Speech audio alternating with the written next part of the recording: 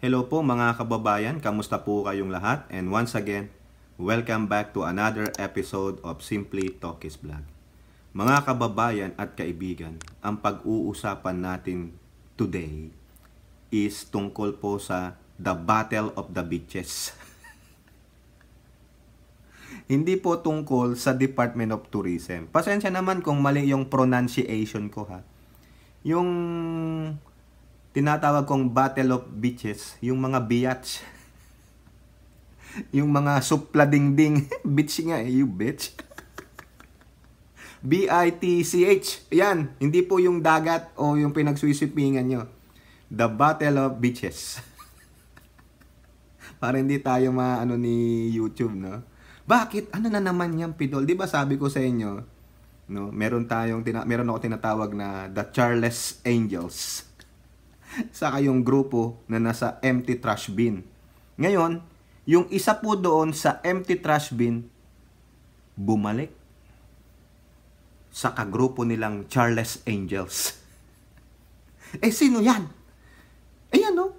Oh, yung inyong favorite na senator, na member ng minority bloc. Alam ko meron pa kayong isa o dalawa pa na favorite naman na senator din na nasa majority bloc.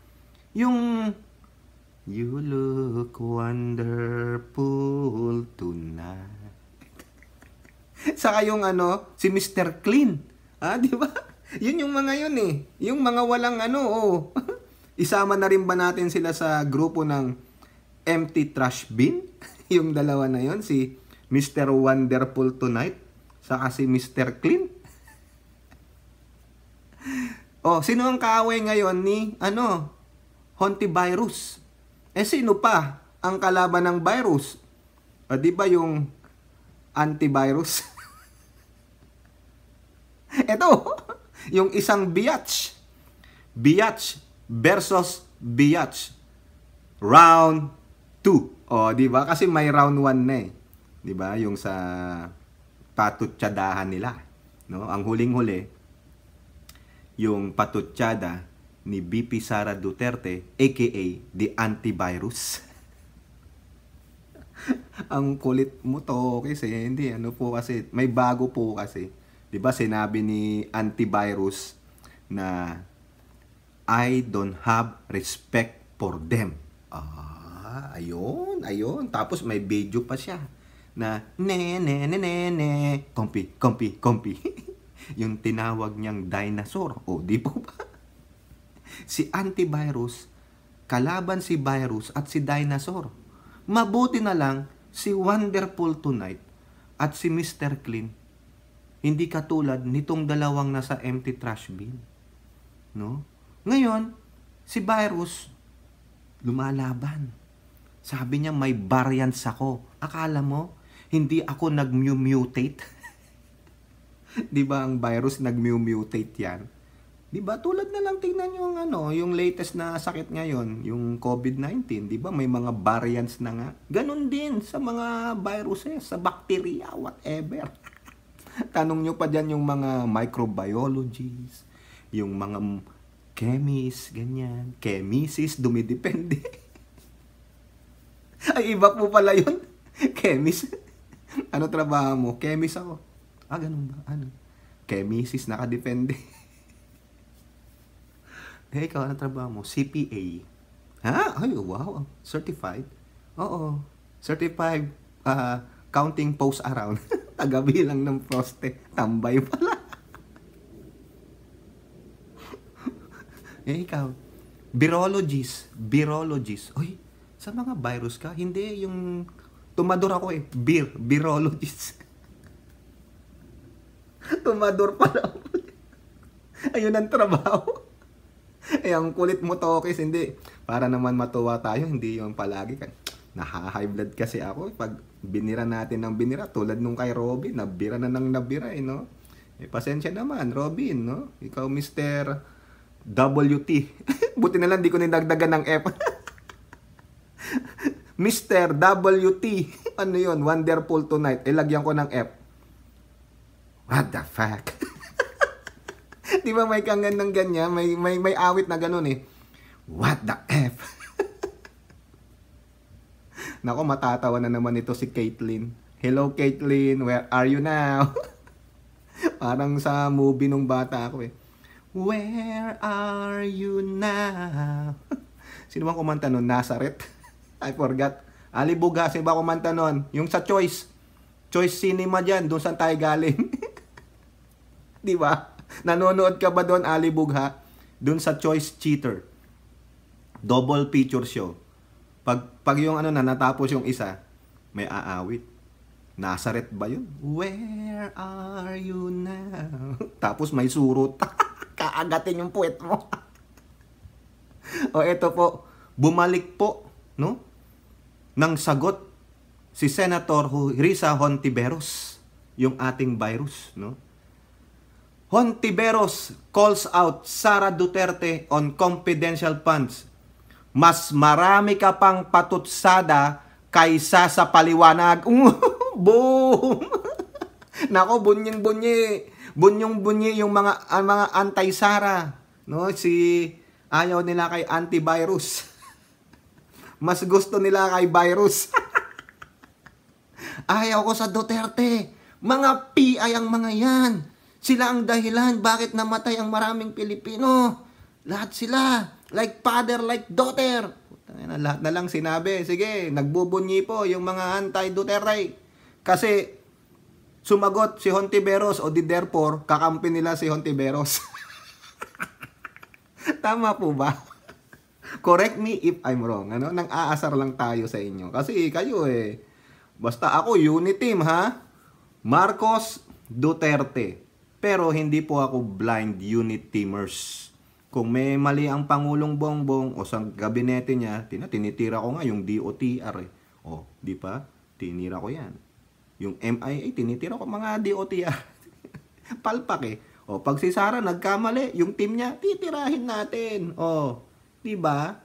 Ganyan ayan, tinira siya ni Hontiveros. Yun nga lang, hindi patalikod, paharap. O, kasi nagkaharap sila sa picture Mas marami ka pang patutsada kaysa sa paliwanag. Teka muna. Ano bang common denominator ng patutsada at paliwanag? Kayo nga, mga kababayan. I'll give you a minute, no? Comment down below. Ano ang common denominator ng patutsada at paliwanag? Dami po niyang common denominator niyan, di ba? Unahin ko na.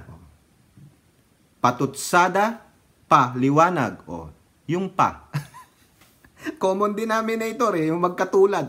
Papa. Uy, may papa.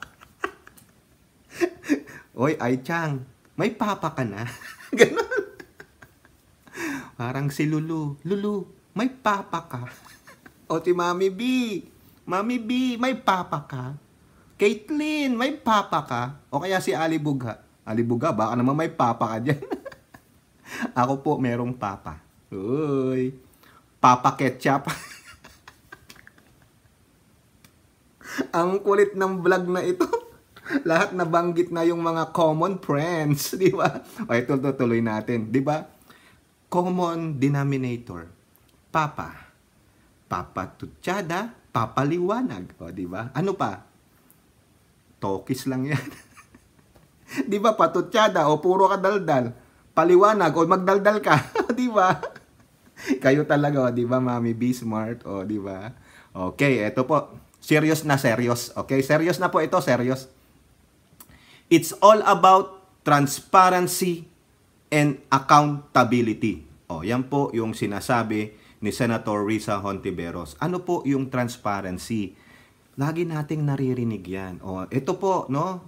For the sake of like me, na hindi ganong magaling sa English word, i-translate natin, ipapaliwanag lang natin kung anong ibig sabihin yan. No? Sabi po dito, ano po ba ang sinasabi pag sinabihan ka ng be transparent sa workplace? Sinabihan ka sa gobyerno, I want transparency. O eto po, that promotes open and honest communication among employees at all levels of an organization.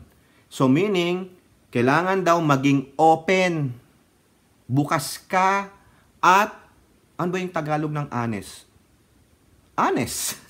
Alam nyo naman na siguro yon. Ha? Ayun po, transparency. Dapat, wala kang itatago. Ilalahad mo lahat. Kaya nga po open parang nagbukas ka ng pinto.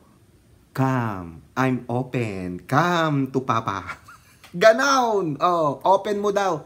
And accountability. Oh, alam nyo na yan. Diba?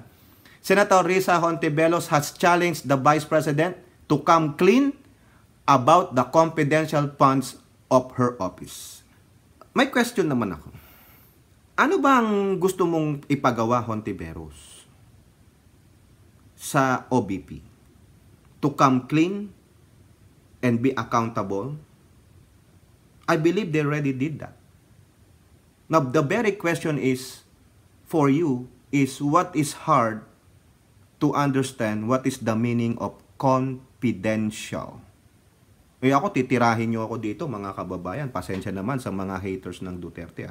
But nagiging objective lang tayo. No? May punto si Hontiveros.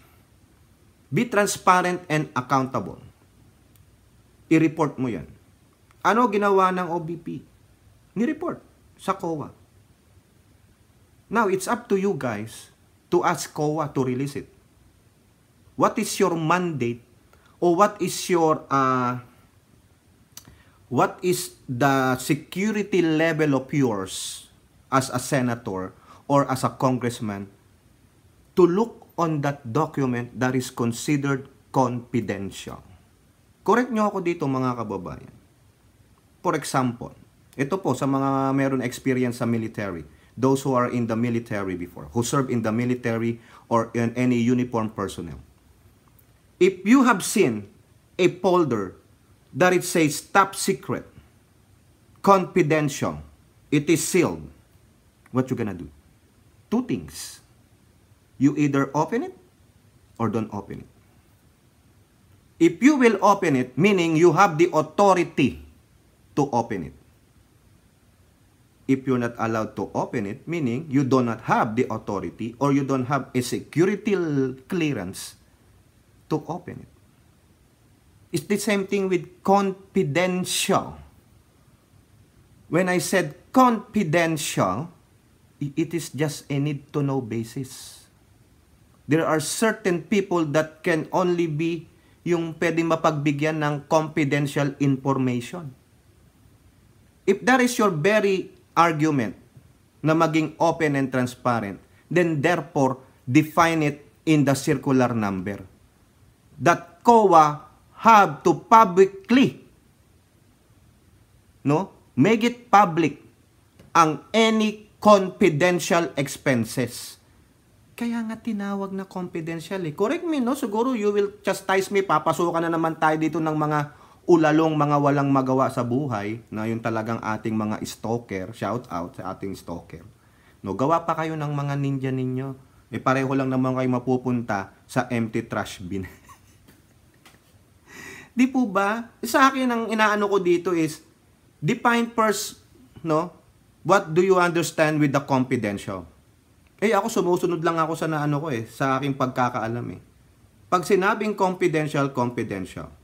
If you're not in that group of have a clearance to open or to read that, makichismis ka na lang, makimarites ka na lang. Di po ba? Bakit doon sa hearing ng budget niya sa Senate, bakit hindi mo na lang yan inusisa ng inusisa? Bakit you did not force her to release that information on that Senate hearing? Public yun. Sabi mo, divulge in the public. Why? You don't have the guts to say it, to request it? Now you are doing it in the media? Ano yung sa video ni Sara Duterte? Pinalalabas niya yung libro. Why don't you do it? Ngayon, ang sinabihan kang I don't have respect for them. Ngaw-ngaw ka. Di po ba? Huwag kang masyadong patutsada. Marami bang patutsada si Sara? Narinig ko lang yung tambalos-los Di ba? Maraming umalma doon. Ayun. I don't have respect for them. Ano pa? Ano pa gusto mo? Marami na. Sa bagay, 2 is more than 1. That's a lot. Di ba? Ano ipapaliwanag sa inyo? All you have to do is request Commission on Audit to show it to you. Mandate nyo na tanungin siya dyan. Ba't hindi mo ginawa nung sa Senate floor? Bakit after the Senate hearing, doon ka nagkukukudat? Correct me if I'm wrong. Doon po sa mga pair ang opinion. Alam ko maraming galit kay Sara dito. No? Doon po sa ating mga beshi, alam ko marami rin sa inyong hindi gusto si Sara. Pero I respect your conviction. No? Ganun lang naman yan. Respect tayo. No? Pero dito, ano po ang inyong opinion? Yung fair and unbiased opinion. No? Set aside your bias. Yung dito lang tayo sa topic. Sa palagay nyo, itong confidential fund na to, is there a written mandate sa circular na ginawa nila na ilabas nyo kung saan ginamit yung confidential fund na yan? Sa aking pong opinion, the very reason these progressive groups are asking for the details of this confidential fund expenses is for them to know what action or what particular action these concerning agencies that have confidential fund did to their funds. Anong action? Halimbawa, tiniktikan ko yung ganitong eskwelahan, tiniktikan ko yung ganito, ibinigay ko sa ganito. At it's alam nila. They have an idea. So therefore, they will know what to do, itong mga progressive group on their next move. Because this progressive group, some of them are on their left-leaning principle. They are so eager and earnestly asking the Vice President or whatever agency that has a confidential fund to kunwari transparent. Why? Because they want to know the moves or they can get an idea on what to do next. Di ba? Kayo dyan sa military, those have military backgrounds, retired or active, uniform personnel, do you think you will give your enemy an advantage against you? The word confidential? Will you be willing to share a confidential information to your enemy? Di traitor ka. Sa akin mga kababayan, I'm sticking to the word confidential. I know every government should be transparent and accountable. However, it's not even in the COA report that the confidential fund has been misused. Doon tayo after eh. Baka doon din sila after eh. Di po ba? Now, if there is, it's not even the talk of misuse funds eh. Kung saan nang galing yung pera at ano yung mga nilalaman ng confidential fund, saan ginamit. They're not talking about the fund has been misused. Ano ang sabi ng BP? Hindi ko kinurakot ang pera. May report, ginamit namin. Ang tanong, saan ginamit? Ayun ang gusto nilang malaman. But, the very clause, the word itself, confidential. Paulit-ulit ako eh. Di po ba? Hindi pa na nga natin tong word na confidential. Confidential, meaning, ayan, confidential. Para, talagang, ako gusto lang talagang ipagdiinan ni Hontiveros na kailangan ilahad yung confidential. Sumulat ka ng batas. I-amend nyo yung circular na ginawa ng COA and the corresponding NGAs and GOCCs. I-amend ninyo, ilagay nyo doon. Make another section on that particular circular number that all confidential fund expenses should be yung tawag doon, yung ilista. Ilista nyo lahat, saan nyo ginamit. Para at least alam namin yung line item saan nyo ginamit and how much you have used on that particular item. Kaso wala eh. So that's why, that's the loophole. I cannot divulge to you a confidential information. Who are you? Are you on this particular list of need-to-know basis? Or your security clearance is higher than the president? Di ba? No way, Jose. Ayan confidential, sabi ni Google. an adjective intended to be kept secret. Maliwanag? Maliwanag? Ang definition? Kaya nga po ako nag-i-stick sa ganyan eh. Ano ang ginangaw-ngaw ng nitong mga progressive group like of the anti-trash bin personality? They wanna change the law? Change it. Pass a bill. Diba? Na itong confidential, we will amend the word confidential. It can no longer be a secret. Hindi na kailangan gamitin pa ang confidential. We have to reword it. Para at least maging transparent and accountable. But there is already a transparency and accountability for what? They already submitted the report to COA.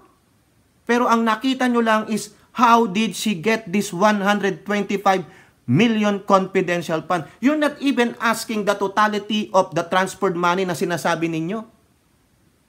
You are only sticking to a small portion of that particular money. 124 or 125 million of you said confidential fund, which is not even written on the line item of the GAA of the OBP.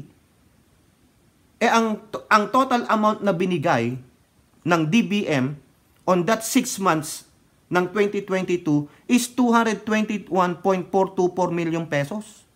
Bakit kayo nag-i-stick lang doon sa confidential fund? Do you think that the fund was being misused? Then COA should have reported it. Wala eh.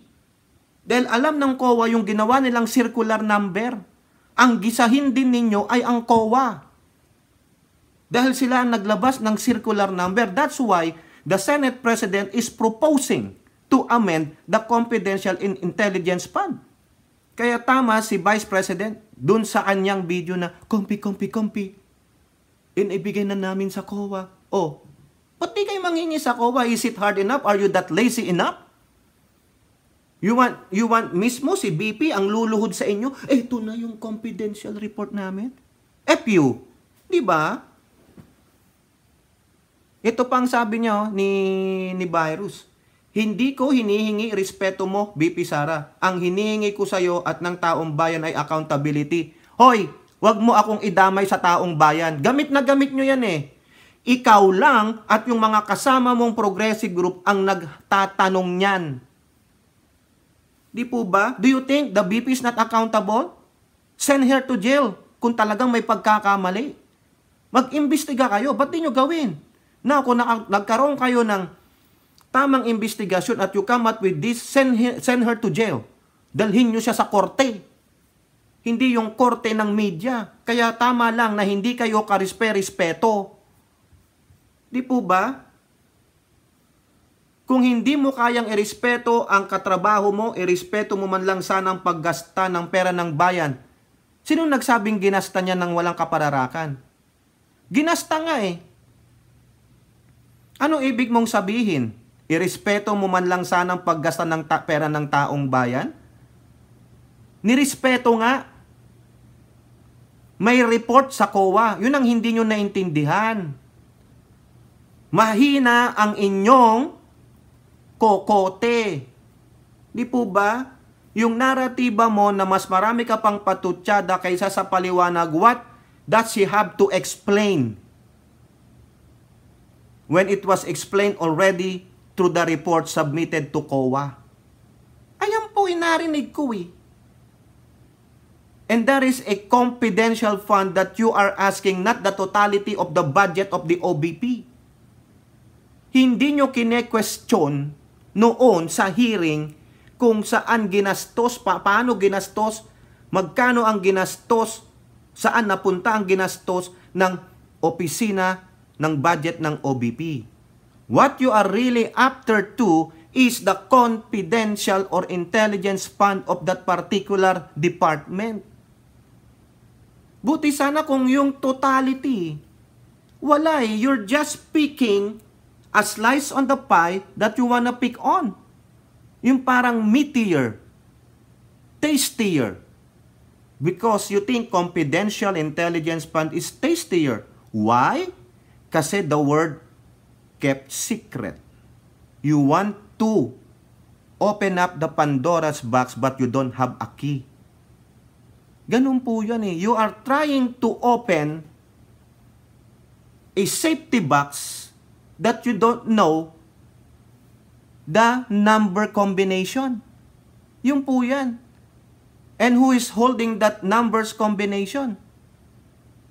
You guys, all you have to do is pass a bill. Yun nga lang, sa palagay nyo, matagal. Di ba? Oh, good luck. Antayin ko po ang sagot ni antivirus. Wala eh. Kabibiliban sana kita dito sa sinabi mo, Hontiveros, if you also did your job during that Senate hearing, the budget hearing nitong OBP, sana doon pa lang ginisa mo na. Di po ba? Sapat tinanong mo, Madam BP, what does entails for us, no, to ask you to right now show us your confidential fund expenses. Di ba? Kasi yun ang gusto niya eh. Paliwanag. Sinagot, saan nyo nakuha yung pera? On tanong, saan mo ginastos ang pera? Ba't di mo tinanong? Why you did not grill her during that OBP budget hearing in the Senate? Tapos ngayon, natapagsabihin kayong hindi kayo karespeto, which is true enough, hindi kayo karespeto din eh. Ni hindi mo nga rin naipaliwanag bakit nung time nang nasa PhilHealth ka nawala ang pera nila. Di ba? O, sino ang mas maraming? Sabagay, hindi ka marunong magpaliwanag. Wala ka ring patutsada. Kasi bakit? Katulad ka ni Wonderful Tonight. Kayo, mga kababayan, dapat bang respetuhin si Risa Hontiveros? Dapat pa bang kulit-kulitin ang pagpapalabas ng confidential fund ng OBP of DepEd? Nai-report naman na yan. At ano ang mahirap intindihin sa confidential fund? Base po sa definition natin, to keep it secret. Sisihin nyo yung gumawa ng circular number na yan. You, as a senator, you, as a lawmaking body, pass a bill to amend that circular number, which is the Senate President intends to do, biatch. O, di ba? O, kayo po, ano po ang inyong masasabi? Comment down below and don't forget to like and share. Hope to see you on the next videos. Bye-bye. God bless.